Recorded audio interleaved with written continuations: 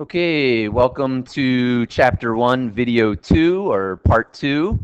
And after you've already introduced the 10 plate templates and shown the students how to identify numbers by not counting, but by actually using logic, the first game that you're going to play is called the matching game.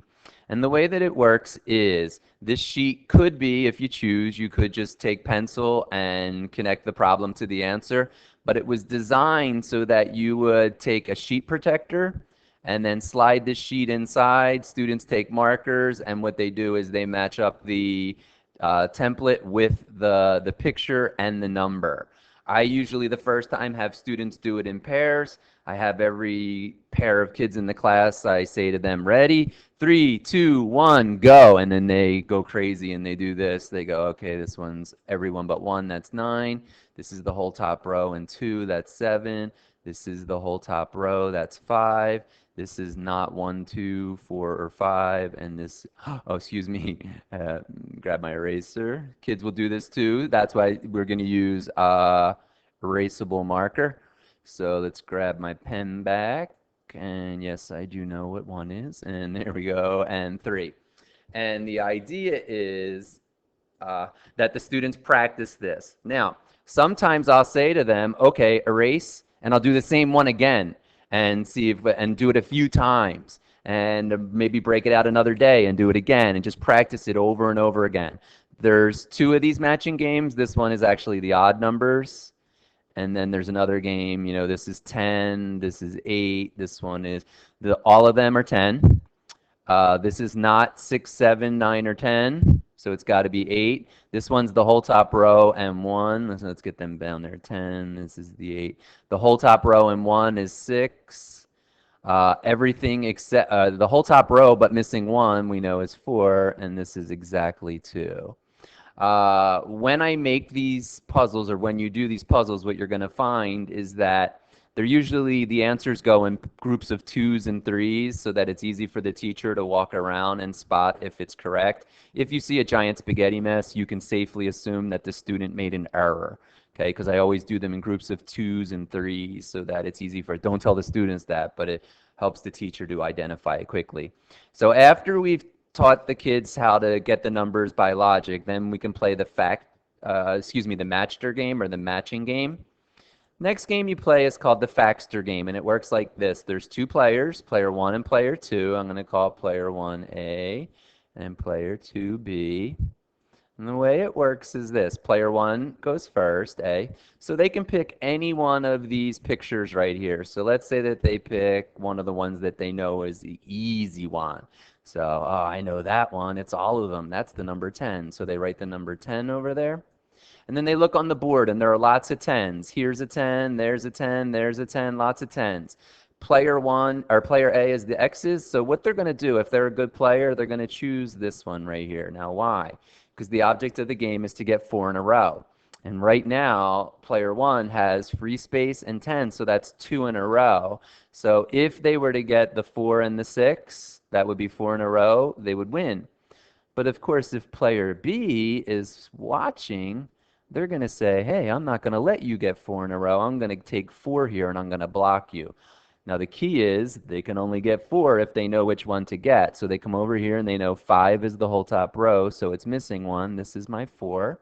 So I'm going to come over here and put 4, and then I'm going to put an O on there. And we're going to take turns and do X's and O's until someone gets 4 in a row, and then that player is the winner. This game is basically the game that students play over and over and over until they really get to the point where they can identify between this and the matching games. This gives them practice of doing it, and their speed gets better, and they almost learn it kind of by accident. You know, they're so busy concentrating on trying to win the game that the knowledge kind of just slips right in. The next game that we do is called the Take 10 game. Now, if you remember at the beginning, I said that there were those cards that were given out last year that you were able to photocopy, or excuse me, they were already photocopied. You just had to cut them out and put them on sentence strips, and you ended up with 10 separate pictures and 10 separate answers. Now, this is how the game is played. From each pair, you remove either one of them. So for this one, I'm going to take away the picture. The second one, I'm going to take away the number.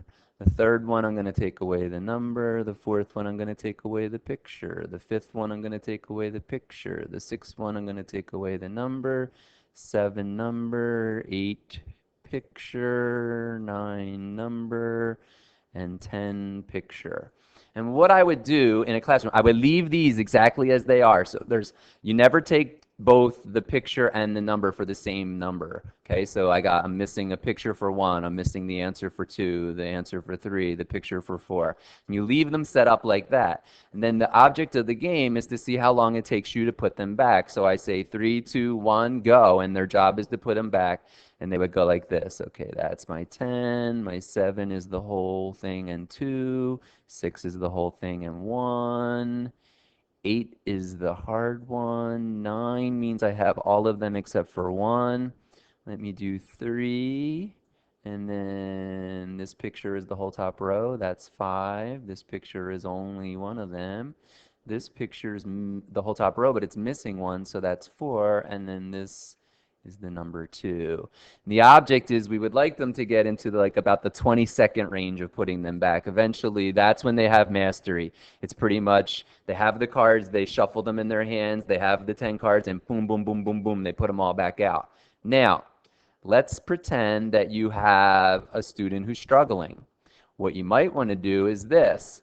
Only give them the first 5 pictures and first 5 number cards. Have them just, again, they remove either the number or the picture for every one. And let's do this, and 4 and 5. And then all they would do is play the Take 5 game. They would go, oh, here's my 5, my 3 is over here, 2 goes up there, my 4 goes over here, and my 1 goes right there. And then they would time that and try to get that faster and faster. Then we can have them do just the upper half and get that faster. And then eventually we put them all back again and let them do all 10. Because our goal is for mastery, and mastery looks like I look at the picture and I know the number. I look at this and boom, it's a 9. Okay, and it can be done. It just takes, some kids will do that quicker than others, but the idea is every time, even if they need to still be counting all 9, we say, oh, that's great. But remember, all of them are 10, and we're missing just 1. So what's 1 smaller than 10? It's got to be 9. That's the idea. So these games are the games that help students begin to really master them. This is the Take 10 game. It was given out last year. If you don't have copies, you're going to talk to Melanie Harding. She has them. The next thing was we did the Faxter game. Again, they color it in, and the idea is 4 in a row. First person with 4 in a row wins. And an even easier game is the matching game, which you can do single student, or you can have them do it in pairs. If it's students that need that kind of support, you could match up a student that knows them with a student who's having a little more trouble and have them work together. Okay, the next video I'll go on to some more games. Thanks.